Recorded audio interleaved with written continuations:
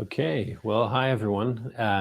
We're doing a live event tonight, and this is going to be recorded, so you may be listening to this in the future sometime. But for those who are going to be joining us tonight, we really wanted to create an environment where we can have a Guardians of the Flame podcast and a bit of interaction. So if you've got questions, comments, we'd love to hear them, and please write them on probably the Facebook page. The Guardians of the Flame Facebook page is the best thing. Some of you may be watching on YouTube or in other places. What shall I say about this tonight? When we first Josh Eves is the guy who envisioned this project with myself about 3-4 years ago. And when we were looking at it, we were understanding this sense that Rabbi Jonathan Sachs mentioned when he said the words, "Religion is like fire it warms, but it also burns, and we're the guardians of the flame." And we were very aware at the time Josh and I were in Lebanon. We were sitting in a country that had experienced civil war, and where a big part of the war was religious belief and sectarian divisions. And of course, I live here in Northern Ireland. Behind us here is Carlingford Lough. You can't really see it right now. And on the other side of that is the Republic of Ireland. So there's literally a border that runs through about 200 meters from where we're sitting here. And as Josh and I talked about the whole project, we were aware that around the world, religious belief has often brought great healing, but sometimes it's been one of the factors that has brought great pain. Over the years, we've now done a number of podcasts. We did the documentary Guardians of the Flame. In the back of my mind has always been the sense that one of the areas where Christianity particularly has been really damaging is in the area of sexuality. Christianity can be a beautiful faith of following Jesus who maybe embodied more than anyone ever could what it means to be fully human. And yet we live in a world where in many ways, if you're a member of the LGBTQ community, you often feel very in danger when you're in a Christian church. You feel sometimes like you're to blame. I've sat in churches where preachers have kind of basically said all of the world's problems are because of the gay people out there and this radical gay agenda and all this stuff. And I suppose over the years, as we've developed the Guardians of the Flame project, we've realized this is one of these areas where religion burns and it hurts people and it damages people badly.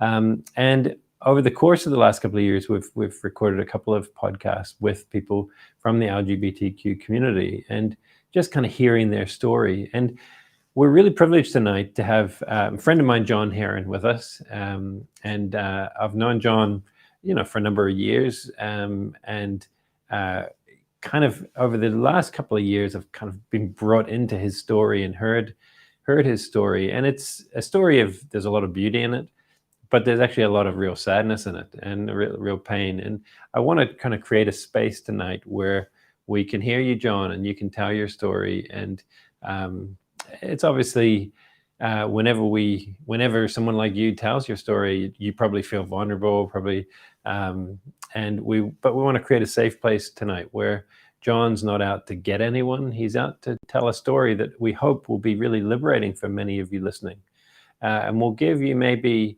the real capacity to enter into a life in a bit of a new way with new eyes, particularly if you're a straight person. Particularly if you're a straight person of faith, that you might be able to listen tonight and hear something that enables you tomorrow to wake up and act to your gay friends in a bit of a different way. So without further ado, that was a bit of a long-winded introduction, and part of that was also just hoping people are tuning in, and we had a few technical issues at the start, and we're just trying to make sure we've got all the sound and everything working. But without further ado, we'll cut all of that out of the way. John Herron, it's really great to have you here, and thanks so much for joining us. Thanks for the invite to be here. Yeah. John, so why don't we just jump in? Can you tell us about kind of your background, like maybe particularly your faith background. I suppose this conversation is about faith and sexuality. What is your kind of faith background? What's your experience of becoming a Christian and being a Christian and all that stuff? Okay, so I was brought up just in, I would say, a typical working class family in County Down.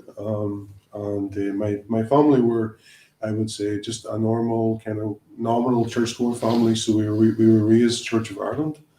And so from a young age, I had a consciousness of God. I always had an awareness of Him, and would have been taught as a young boy to say prayers and things like this.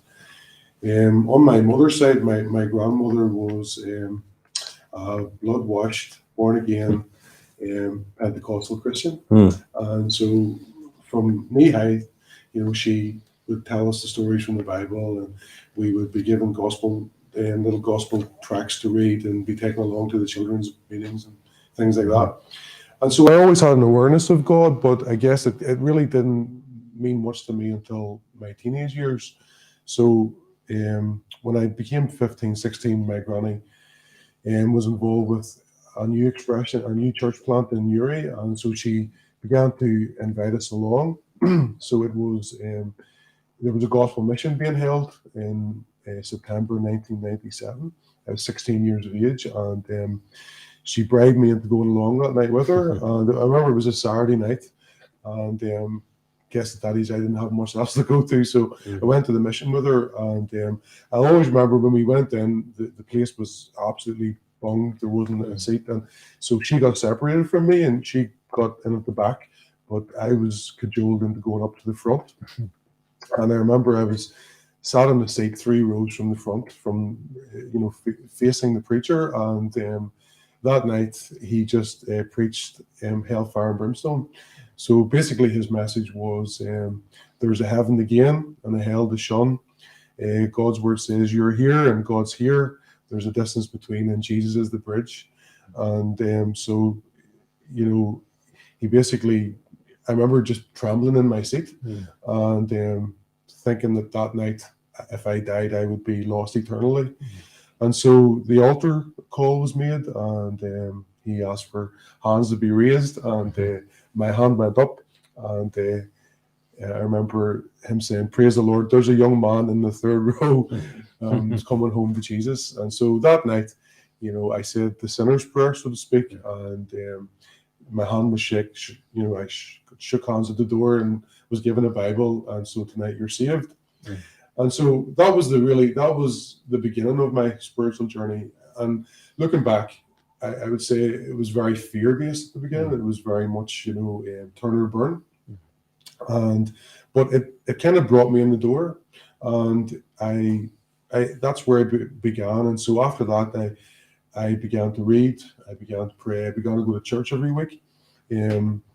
I went back to the Church of Ireland every Sunday, but after a few months, I started to go to the Pentecostals with my granny every Sunday night.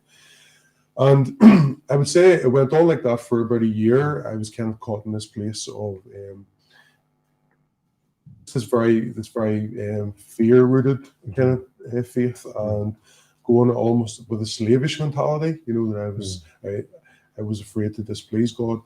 But then a year afterwards, I had a spiritual experience for myself that kind of really brought into bloom my a kind of a heart-led faith. So I began to read the Bible, as I was saying. I was reading one night in the Old Testament in the book of Zephaniah. And that little book has 3 chapters. And I used to read the Bible. My father kind of discouraged me from reading the Bible, so I used to read it in the light of the hall. So my bedroom door was open in the light of the landing hall. I used to read the Bible. And most maybe teenagers that age are out sneaking in bottles of drink or cigarettes. I was sneaking, to read the Bible. And I was reading one night in Zephaniah through this little prophecy, and I came to this beautiful verse where it says, Zephaniah 3, verse 17, where it says, reading the King James, "The Lord thy God in the midst of thee is mighty. He will rejoice over thee with joy. He will joy over thee with singing. And he will rest in his love." And I remember being absolutely stumped by that verse, because basically what it communicated to me was that God loved me so much that he burst into song over me, that he sang over me with joy. And I just couldn't believe it. I couldn't accept it. And I read that verse every single day of that week. I underlined it in a yellow highlighter. And I read it every single day of that week. I thought about it. I mused over it in my head. I thought that couldn't be true. I couldn't fathom it, that God would love you that much that he would burst into song over you. And as I say, I thought about it every day of that week. And that following Sunday morning, my sister was being confirmed in the Church of Ireland. And so I was going along to the ceremony. And so our parish was quite a large parish, maybe 400 people on a Sunday. And I remember we went in, we sat in our pew, and when the bishop, after he had done the confirmation service, he got up to give his homily.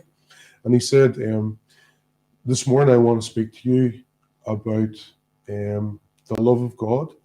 And I want to speak to you about it from a little text in the Old Testament that you probably never even heard of, from a little prophecy tucked away at the end of the Old Testament called Zephaniah.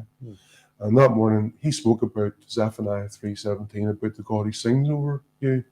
And I remember just being so struck. This is the verse that I've thought about every day this week. And sitting in that large church among all those people, feeling almost like I had been singled out, and feeling the power of those words, So I remember being a little bit awestruck by that. And that afternoon when I went home, I was going out to the Pentecostal meeting that night with my granny, and I was 18 years of age. And I remember I got down on my knees before I went to the service that night, and I asked God just to confirm in me, to validate in me, if that verse was for me, if that was something that he was communicating to me, that he loved me and was singing over me. And so I went along to the Pentecostal meeting that night, and it was maybe a small gathering, maybe 25, 30 people. And we went in, and in those days I was very shy, and if anyone had spoke to me, in particular any preacher, my face would have went as red as a tomato. I was very shy and awkward. And we slipped into the back row and waited for the service to begin. And after the singing, we had a visiting speaker that night who was a Pentecostal preacher from Belfast. And he came in and he said, when he began his sermon, he said, I came along tonight to preach to you. And he said, I intended to speak on such and such. He said, but when I walked through the door, the Holy Spirit changed my message. If you have a Bible, will you please turn to Zephaniah 3, verse 17? And he spoke on that very same text. And I remember just that night, it was a watershed moment for me. And I remember, I always describe it like as if someone pulled the lid back, and like a liquid love kind of filled me. And I had this experience of just this awesome, incredible love. And I remember when we left the meeting that night, and my uncle gave me a lift home, and I said to him, would you leave me at the end of the lane? And he left me at the end of the lane, and I walked home the rest of the way. And I remember I didn't know whether to laugh or dance or cry. I felt as if I could just reach up for the stars and put them in my back pocket, because I had this overwhelming feeling of just being seen and being loved. And that experience really caused my faith to, I would say, burst into bloom. It became intimate after that. And we'll probably talk about this later on, but that was the experience that stood by me. Whenever in later years, I received a very different message from the church and almost would have maybe walked away from faith. It was that experience and the reality of it and the profundity of it that stayed by me, and has continued to right through until now. I'm kind of struck by, that's a beautiful story, John. It's how amazing. And I'm struck by the fact that we could talk about that, and we could talk about the love of God. We could talk about Zephaniah 3:17, for the rest of this interview. And I think some people almost would say, why don't you just stop? Why do you not? Don't talk about the other stuff. Just sit where it's comfortable, kind of. This is comfortable.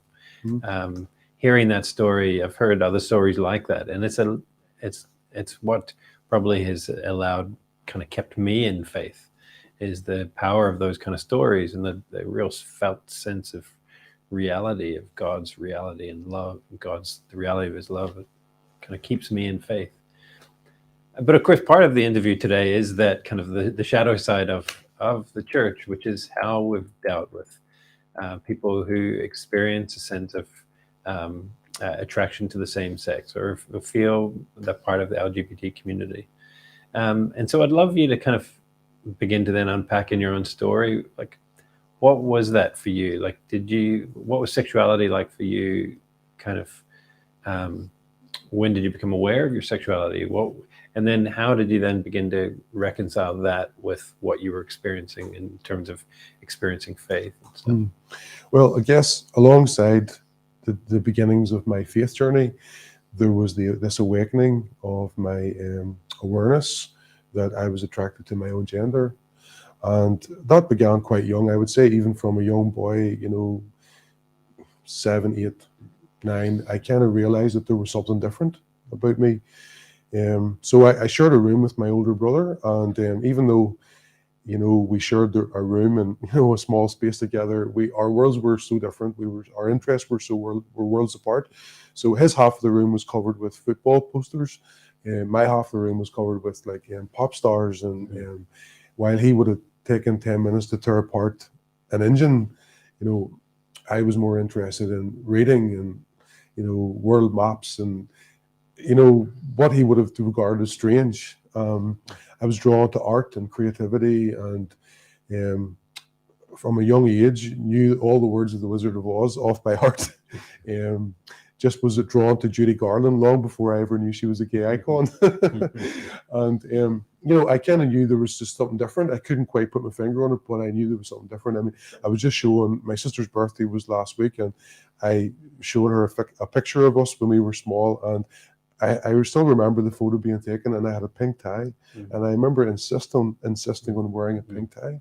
And it's bizarre to me when I look back to see that I wasn't taught those things. They came natural. They were natural to me.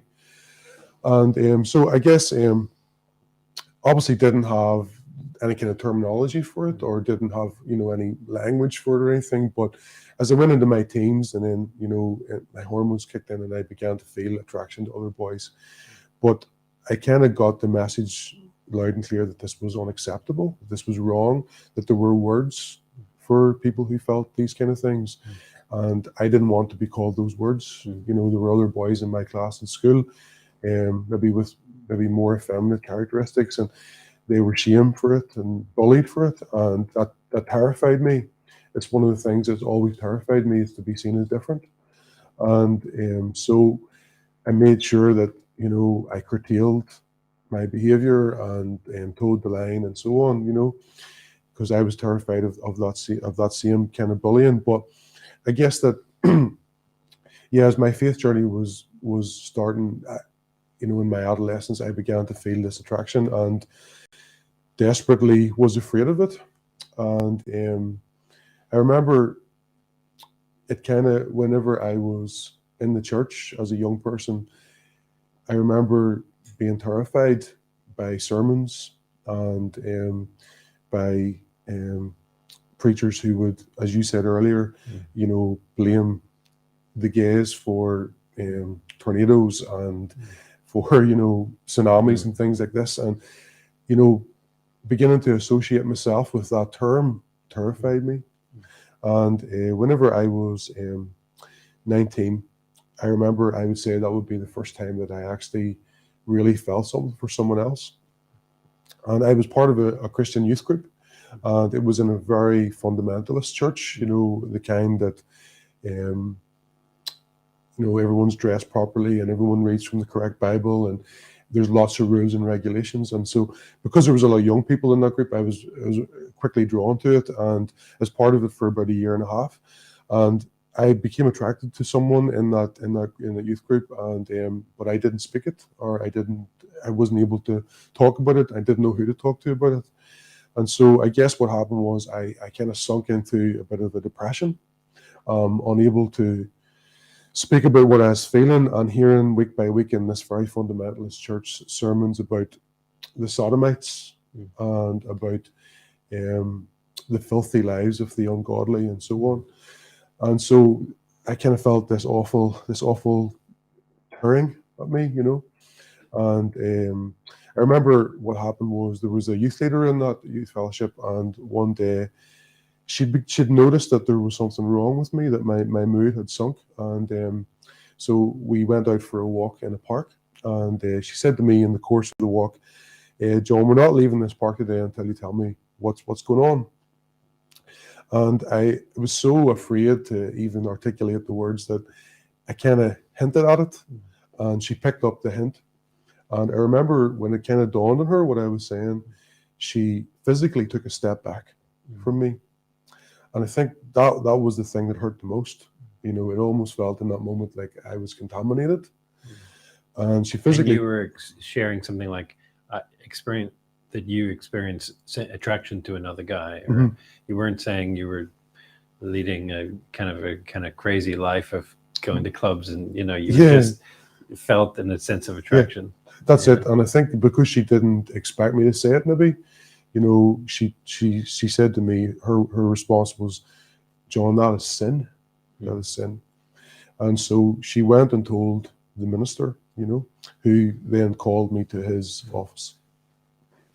And basically, there was like an interrogation. And obviously, as you said, Johnny, these were feelings that I had. There was no relationship. It was feelings. It was my feelings. And I remember just as a young man, 19 years of age, sitting in the chair in his office like this, with my head hung. And he wanted to lay hands on me and pray for me. And I remember just this overwhelming shame, this overwhelming sense of shame. And they basically after that said that they thought it would be better if I kind of moved on, that it is. So I never went back to that youth fellowship after that, and I would see people from it in the street and so on, and other members of the congregation. So obviously it was something that had got out, and they would walk past me and ignore me in the street. And so what I actually did after that, I zipped it up. I just zipped it up, and I never spoke about it for another 10 years almost. And in those 10 years, I just quietly struggled on, hoping that eventually maybe God would fix this. This was something I absolutely believed that this was something that had to be fixed, that this was brokenness. I remember I went to Bible college for a while, and when I was in Bible college, I went to the Christian bookshop, and I remember looking, being very nervously looking at the section on sexuality, and discreetly buying a book on God and the gays, and hoping no one would see me buying it, and going home and reading it. And that's where I began this, my journey into kind of reparative therapy, thinking that this was a part of me that was broken, had to be fixed. I fasted, prayed, and hoped that this part of me, that one day that it would all change, that I would be married, and that I would have moved on from this. How long were you in that kind of reparative therapy then for? So what happened was I was ordained as an assistant pastor when I was 26. So I was very open with the people who ordained me about this part of me, and they basically said that, okay, this is one area of your life. We're all broken in different areas. This is an area of your life that God will bring healing to, but in the meantime, you're welcome to serve. And so this is in the Pentecostal church now. So I completed my Bible college training and was ordained at the age of 26 as an assistant pastor. And 5 years into that, again, the same situation came up, where I again felt an intense attraction to a person and was deeply conflicted by it, and didn't know what to do, and felt like, prayer and fasting hadn't changed it as much as I desperately wanted it to change. I'd even gone to deliverance ministry. A friend of mine had told me that she'd received prayer, and that in the process of being prayed for, she had experienced this huge burp almost, and something came out of her, and she was changed. And I thought, oh, maybe that's what's wrong with me. And so I went, and there was no burp. So there may be some kind of demon inside of you. Yeah, some kind of demon or unclean spirit. And so I went for that, and I told them what the situation was, and they prayed for me, but there was no burp. And so I kind of left feeling, just maybe this just, why did this not work for me,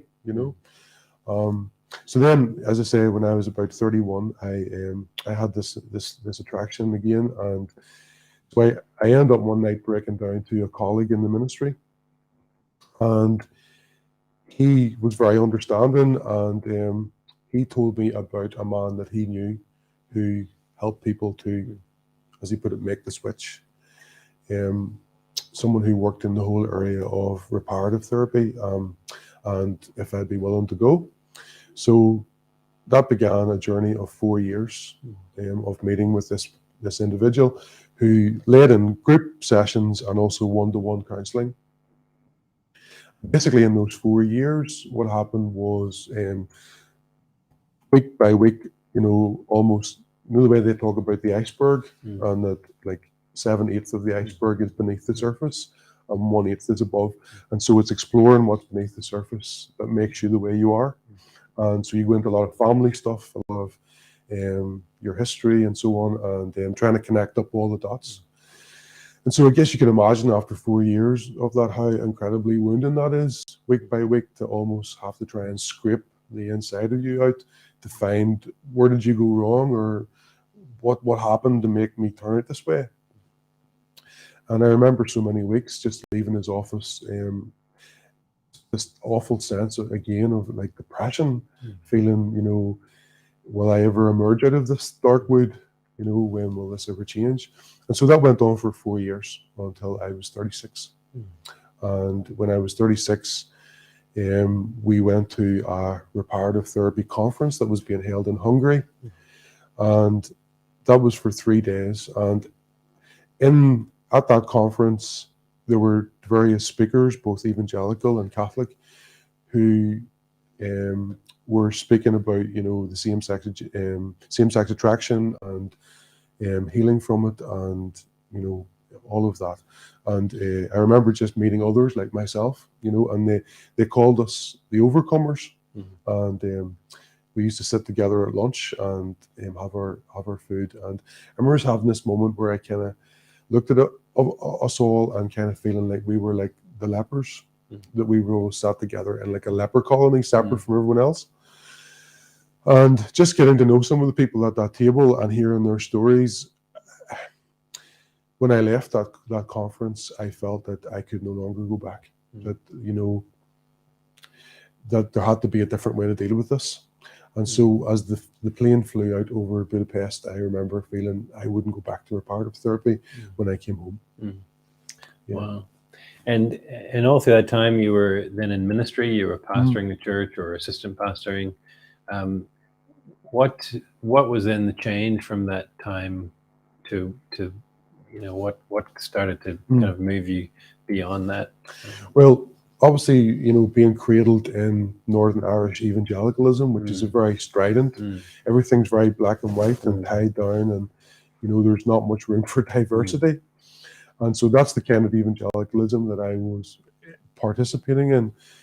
But as I grew as a person, and as all of life is encounter, and I feel it when I was beginning to meet people outside my tribe who confronted me with realities that I had no category for.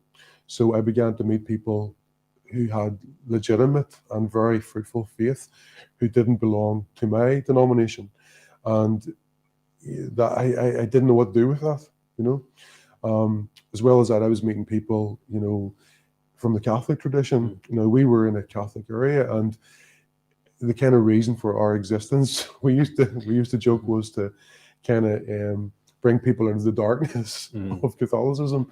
And so meeting people of faith in the Catholic Church, I had no. So you were starting to broaden your mindset a bit, and because you were, that kind of the gospel hall kind of life for those not from Northern Ireland, it is very narrow. I mean, there is a very strong sense that you may often, well, I don't know about the one that you went to, but often it almost feels like I've heard people say that we felt like we were the only Christians in the world. It's like you're on an ark and literally everyone else is going to hell, and you're the last ones left. And that's it. It's very exclusive. We are God's chosen few. All others will be damned. There's no place in heaven for you. Can't have heaven crammed. That's the kind of mentality. And it was very strident and very authoritative. But when you begin to meet people that kind of take the wheels off your wagon, so to speak, and I just remember meeting people and being able to, hear Christ in them and see Christ in them, and yet that conflicted so much with my inherited theology. I remember meeting people who were in AA and who talked about their relationship with God and inwardly thinking, but how can you, because you're not saved? That was the kind of language, if you know what I mean. Wow. And so then your mindset started to broaden, your maybe understanding of faith and God was broadening. I remember you talking to me about the doctrine of hell, and how obviously, even as you shared there, that was an important part of your initial getting in the door of a church, was the fear of hell. And I think a lot of Protestants, and probably Catholics too, hell is an important thing. Can you share a little bit about that? And even, I remember one example you told, as your faith was starting to become more generous, or more kind and more open, you brought some people along to a gospel hall, and the doctrine of hell was roundly, robustly preached. Yes. And so tell us about kind of hell and how that played out in your experience. So I remember taking that doctrine of hell very seriously as a young person. As I said, that was the reason I kind of came in the gate.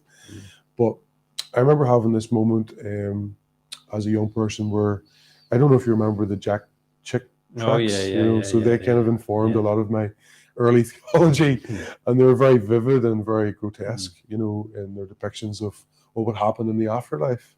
Very clear, very black and white, and that little kind of comic book tracks used to kind of convert non-Christians. Exactly. And there's this kind of faceless God, is this kind of faceless being on a white throne. And then there's everyone screaming in hell. And, and imagine the judgment day, the books are opened now, showing the uncensored version of your life, So I took it very seriously. And so, my faith was so sincere. I was very driven by that, and so, in my young discipleship, we would go open air preaching and, door-to-door knocking and tract distribution, all in an effort to rescue people, and it was really, there was love in our heart for others. I remember actually, I just remember many tears about that, even in my own quiet times, being very sincerely, convicted about that, and about, where my loved ones would go if they weren't born again.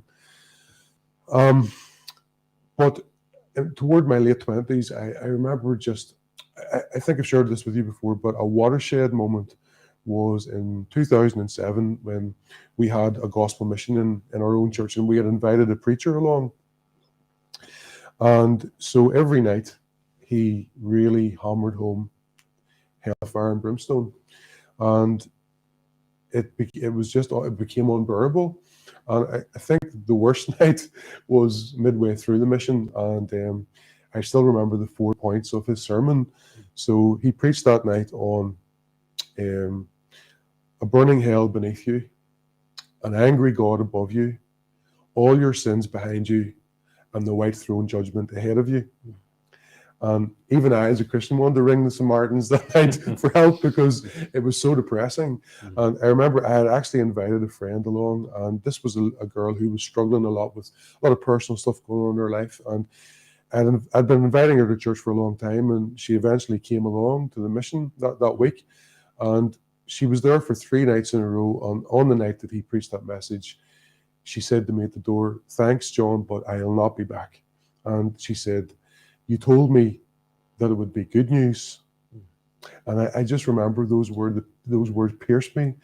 And I remember, saying to my senior pastor at that time, "There's just something wrong. There's something wrong, with this message. This doesn't fit with what I feel God to be, or my experience of God to date, or even my own reading of the scripture. It doesn't seem to square with how there's something wrong.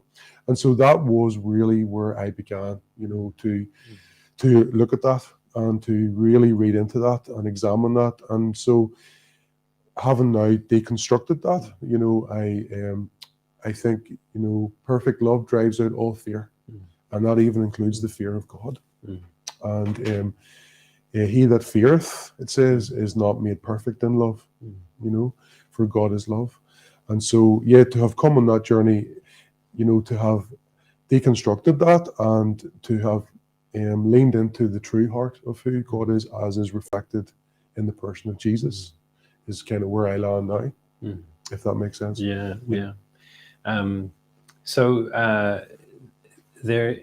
you're kind of on your journey. You were beginning to kind of, you use the word deconstruct, kind of maybe a theology of hell, or you were bringing people along.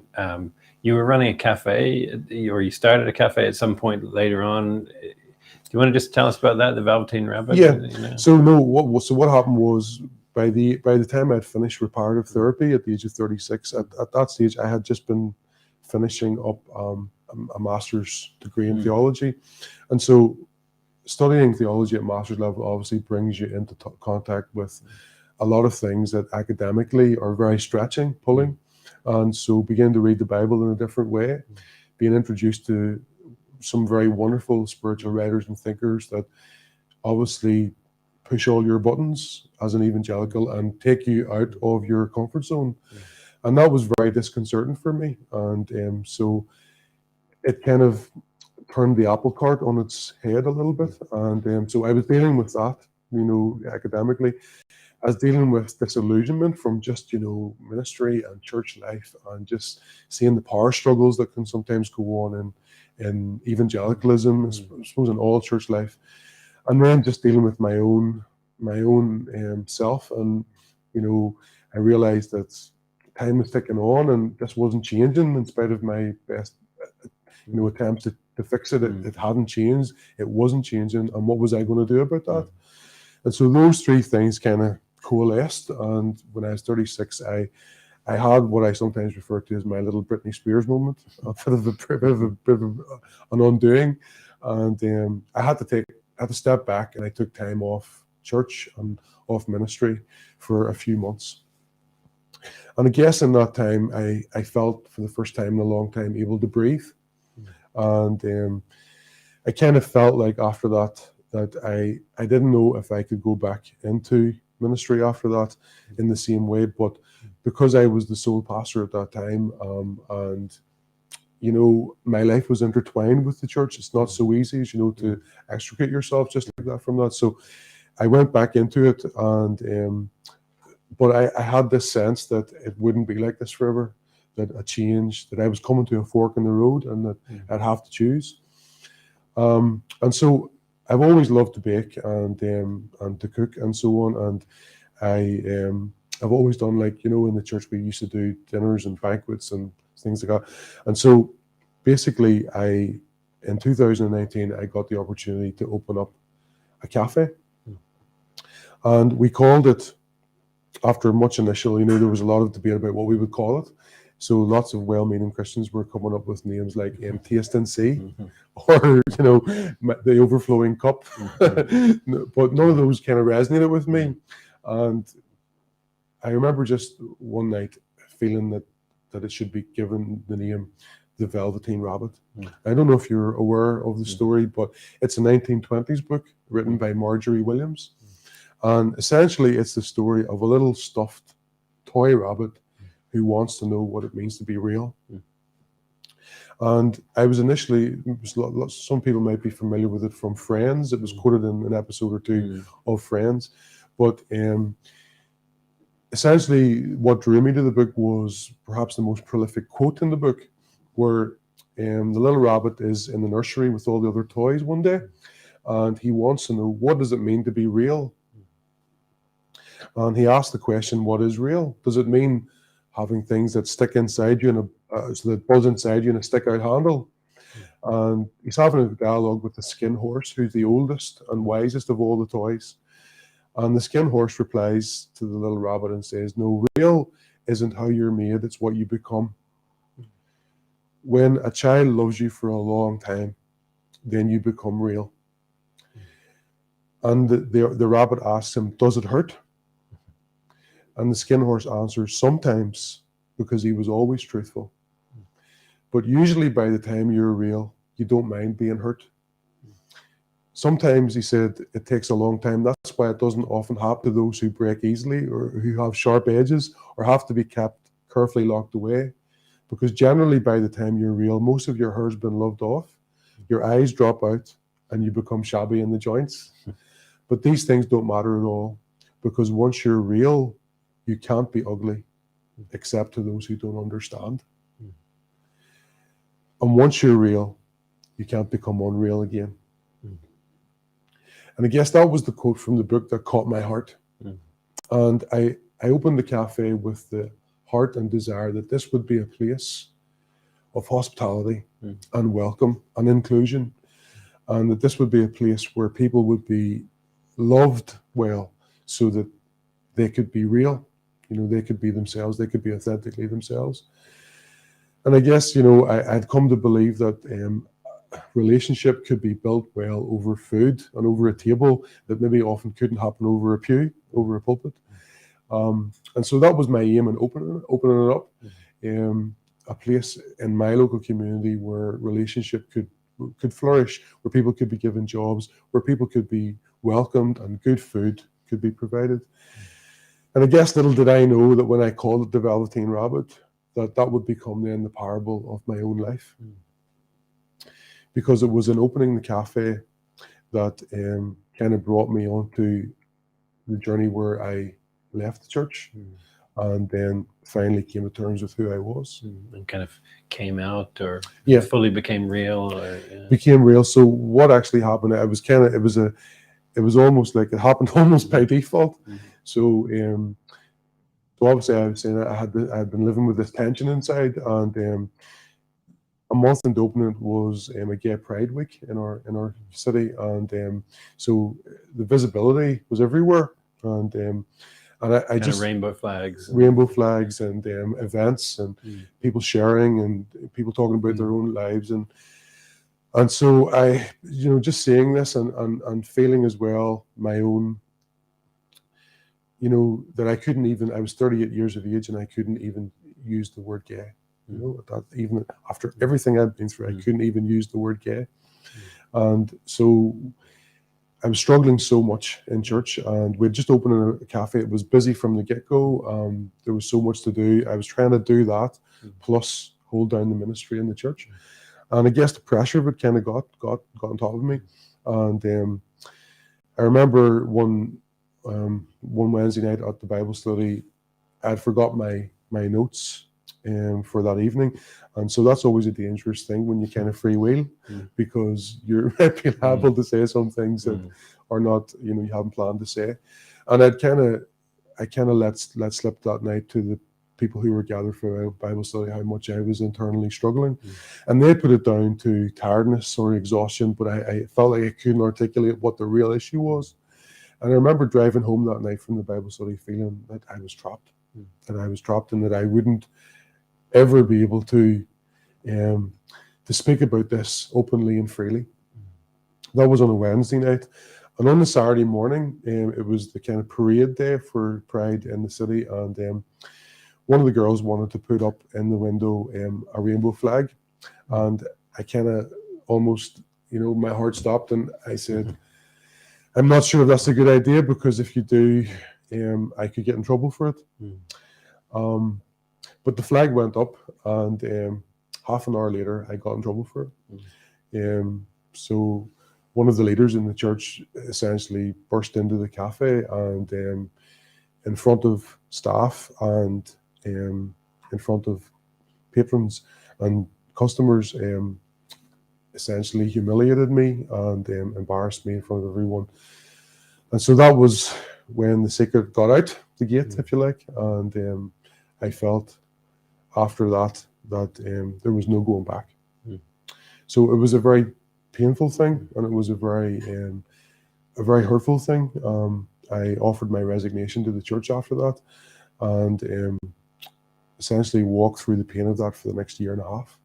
And to be honest, to this day, still in some ways grieve that and grieve what happened through that whole journey.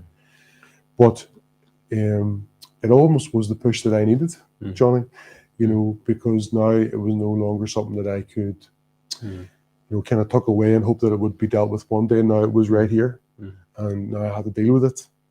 And so that began the journey of coming to terms. And I guess, as much as I lost friends and lost a lot of people that I thought, were at my side, that I encountered a whole new world of people who, many of whom were robust Christians, people of faith and loved Jesus, who offered solidarity and support and who stood side by side and began to walk me through that journey of acceptance and becoming real, like the Velveteen Rabbit was all about. And so that's been my journey the past 2.5 years now. And I feel like, having walked that they're like the Psalm says, weeping may endure a night, but joy comes in the morning. Wow, John. So what the emotions you must have been feeling in that time? What were those feelings after an elder of the church bursts in, kind of outs you in front of everyone and humiliates you, and the experience that you then lived with for the next couple of years of kind of getting over that is what many LGBT people probably face all around the world, probably, who are trying to reconcile their faith, deeply held faith, with their sexual orientation. What were some of those kind of deep kind of emotions, feelings that you lived with in that time? Well, I guess it just happened just before lockdown, so for the first few months before lockdown hit, I buried myself in busyness to kind of shut it out, and then when lockdown happened, I had time and space to at last begin to face it, and I guess, I revisited that experience when I was 18. I remember having a moment in my house where I realized that I could either live the rest of my life in fear or leaning into the love which is there, as I had experienced. I began to read more widely, and just even being surrounded by affirming and wonderful people who said it was okay, to be yourself. It was so validating and empowering. So that became very important to you, because I think a lot of people, I've been in this position where I've come to a theological understanding that actually God really can affirm a same-sex relationship and actually love it, and actually there can be a real gift in that. But I've been in places where I've gone, maybe I won't tell anyone about that. And I'm in a privileged place where I'm a straight guy with a wife and kids, and I actually don't have to speak about it. I can keep quiet. I can keep myself clean and not get into trouble or controversy.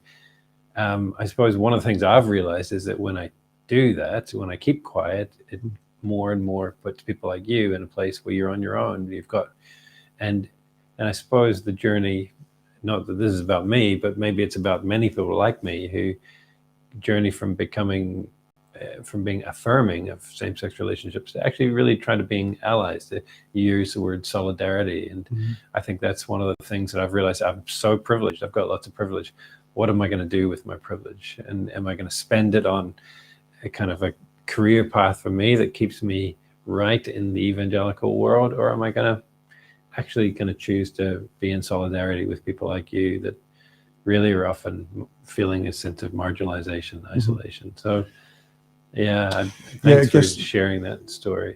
Yeah, there's an old story about an Arab king or a sultan, and so a prisoner was brought before him, and he was to be given the death penalty. And so the king said to him, you can pick your poison, in effect, choose you can either face the firing squad, or you can go behind the black door. And the prisoner said, well, what's behind the black door? And he said, well, you'll have to find that out. You pick your poison. I'll give you 3 days to think about it. And so when he came back after 3 days, he picked the firing squad, and he was taken out and shot. And the king's assistant said to him, or the king said that was a tragedy. And the king's assistant said, well, why, or what's behind the black door? And he said, freedom. Freedom lies behind the back door, and I've only ever known a few to choose that path, because we're so used to taking the familiar road or the fear. And what my experience has been is, there was a black door there for so long, and I was so afraid of it, afraid of my own humanity, afraid of being who I was created to be. And I discovered that when I went through the black door, that it was nothing to be afraid of. And so pressing through and actually meeting real people who are gay and are wonderful and creative and so full of life and joy, and not these monsters that I'd been abstractly warned that they were, and finding such goodness there and such beauty in those people has been massively healing for me. And just like you were saying, Johnny, I think it's so important, when you meet people who are standing in solidarity with you, not just tolerating you, not just wanting to kind of sweep you under the rug, because now the rug has got so lumpy, we've got to say what we're going to do. But I remember reading about a famous speech that was given by Elie Wiesel before the White House in 1999, and he called it The Perils of Indifference. I'm not sure if you've come across it before. Basically, it was a paper written about the Jews in the concentration camps in the Second World War.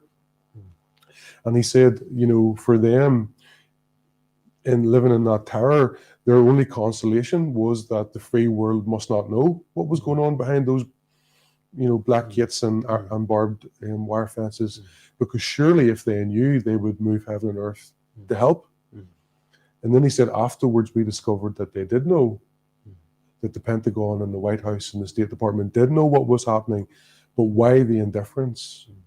Because in their world, there was three groups of people. There were the perpetrators, the victims, and the bystanders. And so he wrote this very moving speech called The Perils of Indifference, that the true opposite of love is not hate, but is indifference. And I guess, for me, what has been so wonderful and liberating is to meet people who have your back, so to speak, and stand with you and get stones fired at them because they're standing so close to you. And and that hastens the healing process for people like me, Yeah, I remember Desmond Tutu, who died last week, said, he'd rather go to hell than a homophobic heaven, And Yes. he said, what was his quote? If a mouse is standing on the tail of if an elephant is standing on the tail of a mouse, the mouse is not going to appreciate your neutrality, And I think in many ways we can, as Christians, there's this kind of there's this kind of being neutral is seen as holy, that there's good on both sides, that we'll just be in the middle, and I think the issue of sexuality is one of those ones where maybe this next decade is going to be a time where many Christians are going to actually realize it's not okay to just be in the middle and be, that either indifference or just kind of benevolent kind of quietness, that actually we need to start speaking out, because it affects people. There's suicide, there's mental illness. John, you were saying to me before we interview, you got a Bible with you, and you wanted to kind of even look at a passage of scripture. Would that be helpful? Sure, yeah, that's okay. I'm always aware, when holding a Bible, of the ambivalence of this symbol for a lot of people, especially for a lot of gay people, because the way this book has been used to, to bring harm and to bring a lot of hurt. And I always, I've been saying lately that it's not the Bible, it's patterns of interpretation of the Bible that are hard to shift because they've been so deeply ingrained. But one of the blessings for me in the last few years has been to be able to, to see it with fresh eyes and to read texts and to encounter inclusion in the text in a way that I'd never done before. So many passages I could speak about, but this afternoon I was just revisiting Acts chapter 10. And so it's the story of Simon Peter and how he was the first one to open the door to let the Gentiles in. Now, if you remember the context of it, at that time, 99% of the church believed that the gospel was only for the Jews, that it was that the Gentiles had no access to the gospel, and so the Holy Spirit was beginning to push the church beyond its boundaries. And so I was just reading this again this afternoon, and you know the story. Simon Peter was in his house praying, and he got a vision, and in the vision a sheet was let down from heaven, and inside the sheet was all kinds of unclean animals for a Jew, so probably reptiles and a pig or two and unclean birds. And Peter heard a voice saying, "Rise and kill." And now if we had heard that, we would have thought that was the devil speaking, because obviously as a Jew, the boundaries. And he said, "Not so, Lord, because I've never touched anything unclean." And God said to him 3 times, "Don't call what I have cleansed unclean." You know, and so while Peter was musing on this, a delegation came from the Italian Cornelius's house, sent for Peter. And so Peter, you know, as the recipient of this vision, went with them, went to the Gentile Cornelius's house and found a group of people assembled. And when he stepped in, I was struck, the first thing he said to them was, "Now you know how the law forbids me to step into, you know, an unclean Gentile's house." And I can imagine in that moment, all the people assembled are thinking, "Oh no, you know, here we go. Here, the same old rhetoric, you know, it's us and them." But then Peter says, "But, you know, but," and this was the verse where he said, you know, it says, verse 28, and Peter said to them, "You know how that it is an unlawful thing for a man that is a Jew to keep company or come unto one of another nation. But God," and I always love that word, "but," because it means that there's more. You know, it means that maybe God has something more up his sleeve, or God has more to say or more to teach. And he says, "But God has showed me that I should not call any man common or unclean." And so he began to share with them, and as he was sharing with them, the Holy Spirit fell. You know the story, and they all, you know, got filled with the Spirit. And when Peter went back to his brethren, they jumped on top of him, and they basically said, "What on earth have you done, Peter? You know, you've trespassed, you know, the lines here. You've crossed the divide. You've done what you ought not to have done. You've, you know, went to Gentiles. How could you do that? How could you do that? How could you sit at a table with the unclean?" And basically what Peter said to them was, "Look, you know, I would have thought the same, but I had a transformative experience and an encounter that undid my previous paradigm. And so if God has said yes, then who am I to say no?" And it says that, you know, they all rejoiced then together that God had granted repentance to the Gentiles. And so I think, you know, scriptures like those teach us that it's not our job to dictate to the Spirit where he can blow or where he can't blow, but just to keep up with him in the direction that he's going. And I just think around the world today, you know, there's such change coming, and people of who are gay, you know, are starting to realize that, you know, that what they thought once was a prohibited space for them is now opening the doors, and people are beginning to realize that, you know, that there is a community, an enduring percentage of the population that are gay, that will always be gay, and that God is at work, you know. And something I hear in your story, and kind of from the first times I remember talking to you about all this, is this kind of connection with that really initial story about God who rejoices over me with singing. You then went into a place where the doctrine of hell was very real, and you're going to burn in hell if you don't, and fear is very much a part of kind of getting you in the door of the church, but almost kind of afraid to leave, but also shame maybe about sexuality. And when I've heard you tell your story, it just seems so there is a real place where you've kind of come full circle back to that place where you've rediscovered that original God who actually loves you for who you are, and doesn't want to kind of change you into something different. I think it's the poem by, is it T.S. Eliot, you know, all of life is a journey, and the end of your journey is to go back to where you began and to know the place for the first time. And I kind of feel, that's why I brought this little I brought this little kintsugi pot with me, and as you know, I'm sure you've heard of kintsugi Yeah, before. I've heard. Just explain what it is. So this is a Japanese art form, and back in the 1500s, there was a Japanese emperor who broke his favorite Chinese teacup, and he sent it back to the Chinese emperor to have it fixed. And they stapled it together and sent it back, and he was very disappointed. Thought it was a shoddy piece of work, and so he gave it to his own craftsmen.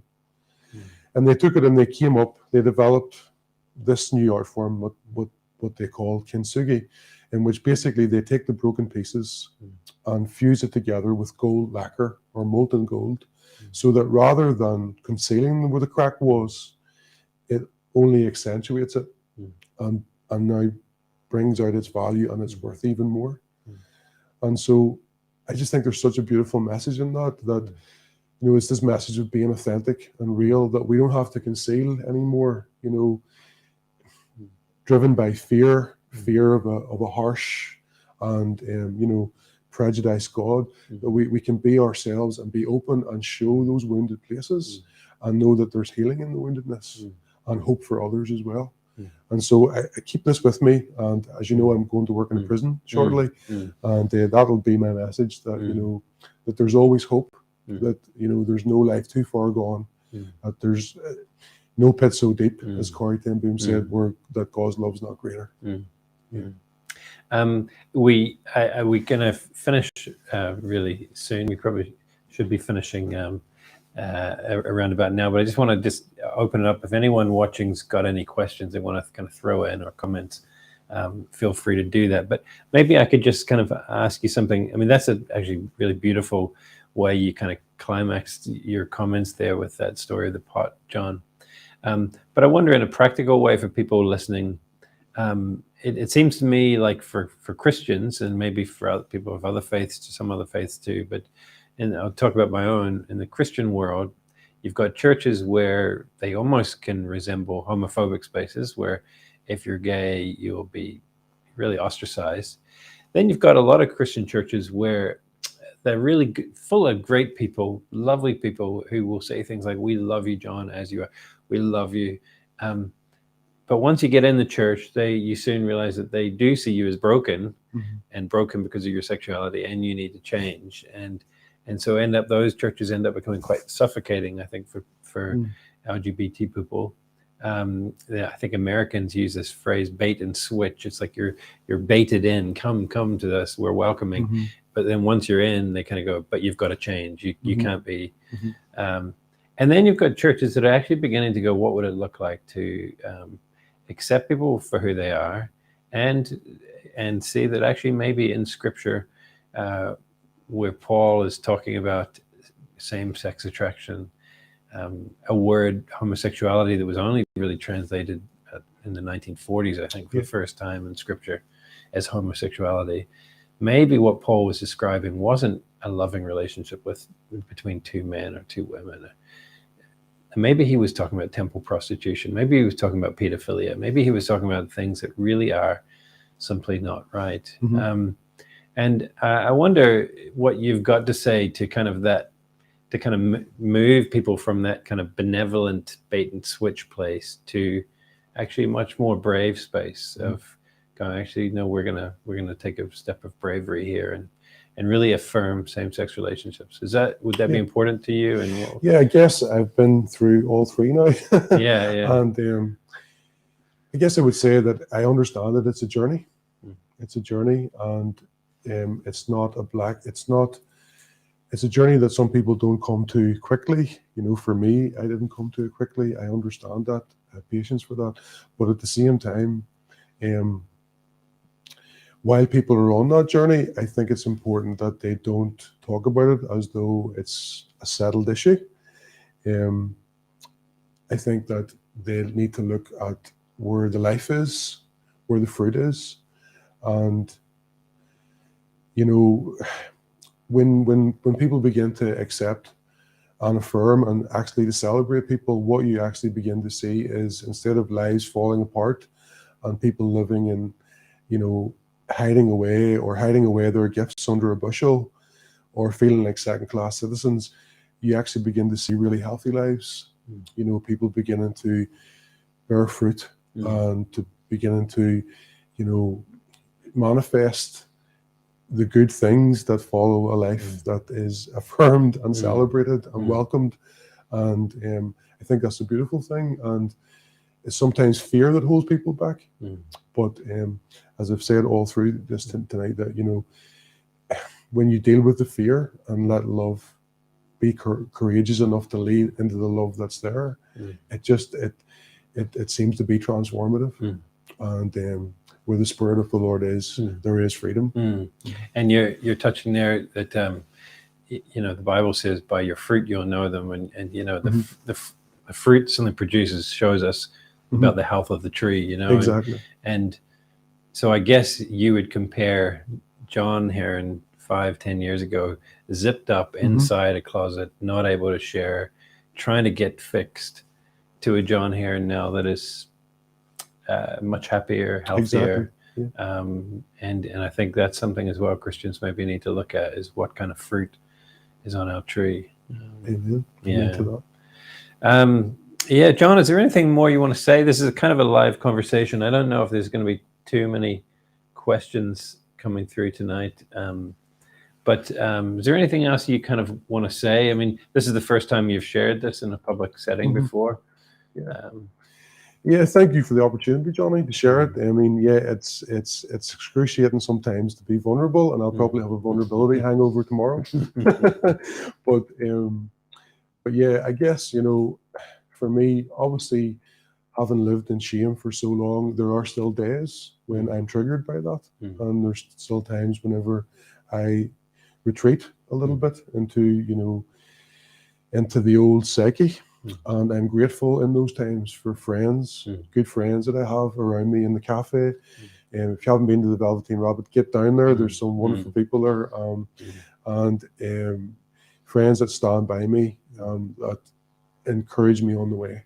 And I guess, you know, I look to the future now with a great deal of hope. And I guess to be able, the reason why I kind of consented to come along tonight to share my own story is because I think about young 18-year-old Johns sitting in congregations all around this province tonight, sitting, you know, listening in the pew, you know, when those sermons that I heard are being preached, and, you know, feeling like they can't be themselves, or that that God doesn't love them as they are, but as they should be, as the preachers will tell them.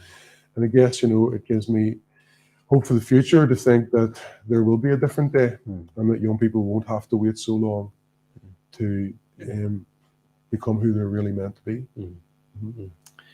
Well, John, I just want to thank you for putting yourself in a vulnerable place and sharing your story.